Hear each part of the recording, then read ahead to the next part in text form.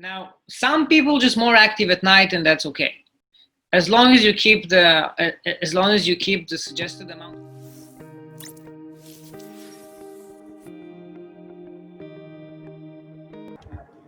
Hello and welcome, ladies and gentlemen. Today we are here on another topic, and we have a very amazing person with us today, Mr. Maxim. Before starting this interview, I would like to shed some light that today we are going to discuss that how important it is to be physically active, being a student, and how it is directly correlated with your peak performance at your studies. I welcome Mr. Maxim to this talk, and before commencing the interview, I would request Mr. Maxim to actually introduce himself and let us know that how he is connected to the topic. Welcome, Mr. Maxim. Hi, Taimoor. Thank you for having me as a guest, and I'm happy to share with the students a little bit of my insights and my practice. So a little bit about myself. I actually run my personal training business. I live in Hong Kong. I've been exercising since I was 15, and been doing it for a while. In the past seven years, I kind of coach people myself. And I also run a business coaching business, and kind of I always see how my physical condition impacts the business and vice versa. Now, with the clients I work with, it impacts their businesses as well. So it's super important to kind of take care of your health as a first priority before you think about anything else, because that's a direct correlation. I think that's what we're going to talk about. How would you like to express the idea that the mental and physical health are connected, and yet when it comes to the students, it is having more importance as compared to people who are in practice as a professional? Well, if you look at students, especially higher education, it's super stressed. Have a lot of tasks, a lot of schedules to work on, a lot of assignments, and stress levels are going up. Now, from health perspective, and it doesn't matter if it's studies or job or whatever it is, whenever you get stressed, your body kind of go out of alignment. So you usually feel more tired, you're getting more depressed, you're getting hungrier, and many people deal with stress in very different ways. So some people, they eat unhealthy. Some people may be sleeping a lot. Some people may lose, they create an unhealthy environment for themselves. So they maybe start drinking, start smoking, start going out with people that they shouldn't do, just to distress themselves, right? So they're kind of trying to find a healthiest way to distress themselves, but it's not a healthy way to do it. Now, exercise, because it elevates your body performance, right? So it kind of discharge negative energy. But that's one thing. And second thing, in general, being physically active, one, makes you stronger, make your endurance higher, and it makes you more endure to stress. So whenever you get into a stressful situation, your body is not, because stress is basically a physical reaction. So kind of the more you condition yourself, your body starts responding to stress in a bit, it's automatically responding to stress in a more natural way, and it doesn't make this amount of damage, right? So I myself, when I was stressed a lot, every time I'm stressed, the first thing I do is go exercise for an hour. And then I clear my head, I can approach to the same problems in a very different perspective, in a very different view, and in a very fresh mind. All right, thank you. So the next thing I'm going to talk about, I would like your opinion on the fast food revolution, especially during the recent COVID lockdown. People are not having access to fresh greens and the fresh juices and stuff like that. So more and more people were inclined towards having fast food and stuff like that. Mhm. So, what is your perspective on having a connection between diet and when it comes to the physical performance? Well, it's kind of both correlated, right? Whenever you eat unhealthy, you automatically getting calories that you're getting excessive amount of calories with a very low quality of nutrition, right? So diet and exercise, or diet and obesity, is like it's connected completely. Now with this recent lockdown, what's going on is when people staying at home, and I know that many students are. I have a kid myself. He's 6, and he's also doing um, an online training, and I guess in a bit higher levels it's even longer than that. Then you stay home and you don't have a lot of energy to spend because you're sitting all the day in front of the computer. But you have an access to different type of foods that are not healthy for you, right?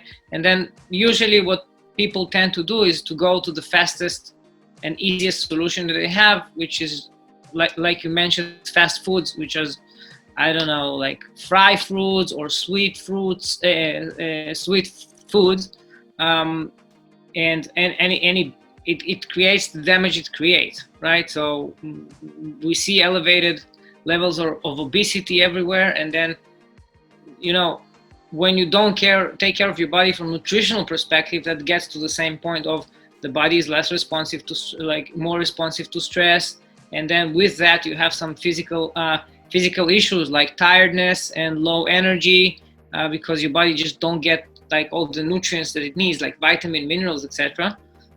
So you feel sleepy, and then when you feel sleepy, you can't focus on class as a student. So then you go and you either fall asleep or you forget stuff, and it really impacts your performance in the end as a student as well.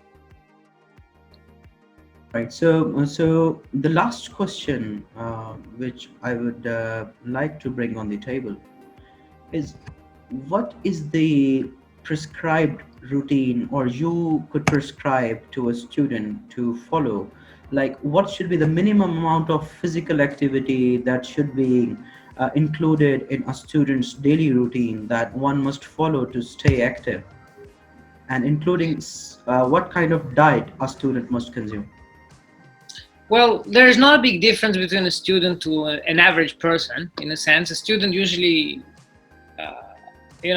he's just more occupied with studies, but in general, like, the general guideline is for people to exercise at least 30 minutes a day, 5 times a week. That's kind of a minimum of a minimum.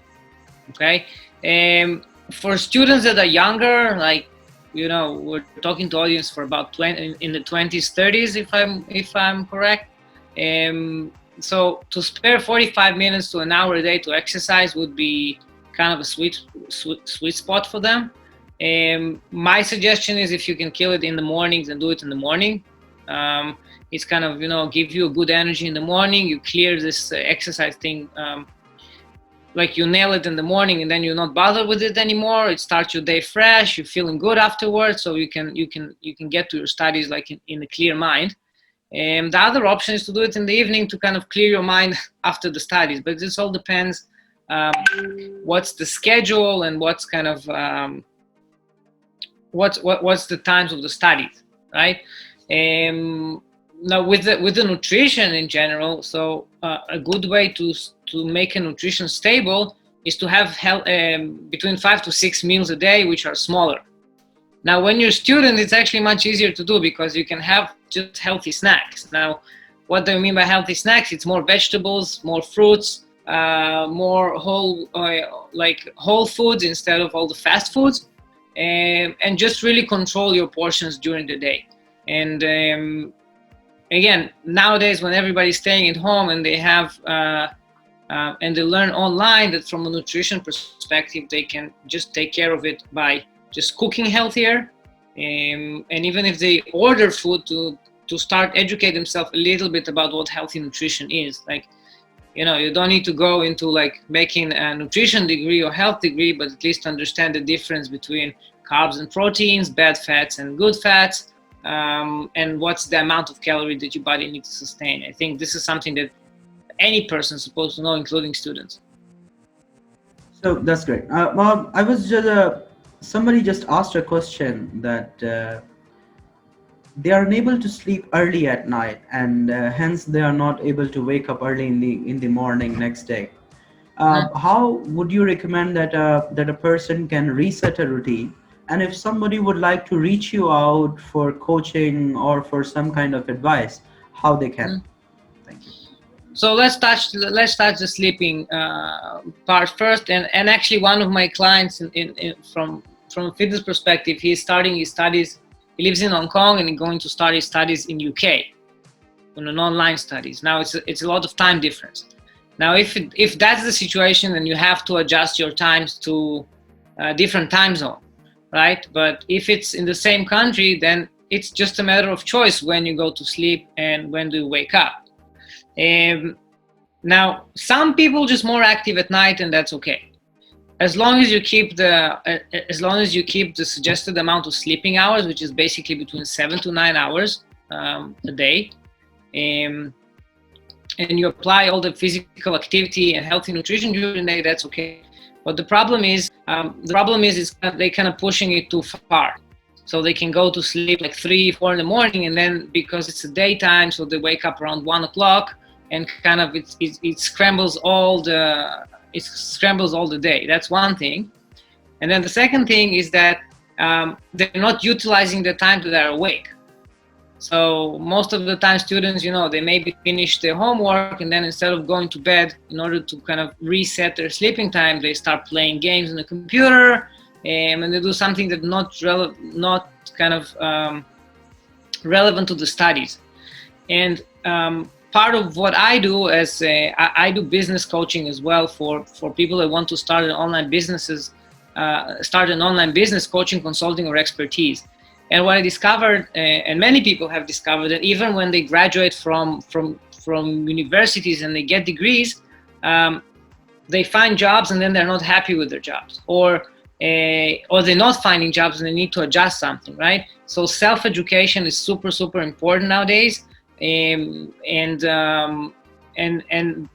if students actually have extra time on their hand, my advice to them is actually to start and educate themselves in addition to whatever they study in school, because you never know what's the situation going to be like after they graduate. So basically what I do, I have an online course that teaches the fundamental of online business, and I also do a one-on-one coaching that works through, if people dealing through different challenges, like they need to get clarity, they need to have structure. Many people are dealing with a lot of things going on at home that not allow them to start a business. So I help them to kind of achieve breakthrough in that. And most of the details can be found on my website. It's www.livewithsmile.com. Or they just can go on my page and connect with me directly. It's Maxim Manin, or my Facebook page is Live at Smile Coaching. Okay, thank you very much, Mr. Maxim. So if we conclude today's session, we have come to know that your routine, your physical activity is directly related to how you are going to perform in the classes. You are advised not only to having at least 30 minutes to 1 hour physical activity session every day, or at least 5 days a week, but it is also recommended to consume fresh greens, whole foods, and also to have at least 7 to 9 hours of good sleep. If anybody would like to reach Mr. Maxim, I am going to leave his website and his Facebook link in the description of this video, and you can reach him out and you can take advices from him. You can register in the courses and anything else you would like to. So here we are going to conclude today's session. Thank you, Mr. Maxim, for all the advices and the time that you have took out from your busy schedule. We hope to have many more fruitful sessions with you in the future. Thank you very much. Thank you for having me, man.